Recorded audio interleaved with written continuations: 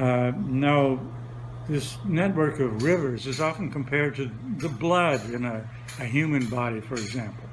So if you want to know if your body is healthy, if you have some disease or something, usually you test the blood, and that will tell you what's happening in the rest of your body. And the same sort of thing applies to the Amazon, in that the changes in the forest, the terrestrial ecosystems, are reflected in what happens in the aquatic ecosystems in the water.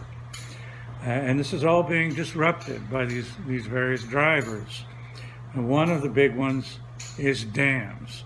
There are already dams on several of the major tributaries to the Amazon River, and smaller tributaries with many small dams, and many more, hundreds more are planned. And so this has tremendous consequences. It changes those flows of the river that the fish and other aquatic animals and plants are adapted to. The dams retain sediments with their nutrients, and that undermines the base of the food chain for all the different fish and other species in the rivers.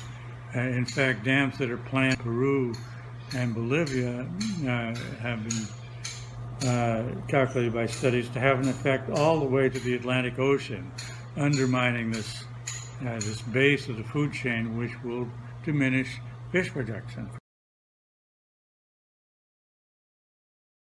The dams also block fish migrations, which is a tremendous impact. The most famous is the Madeira River, huge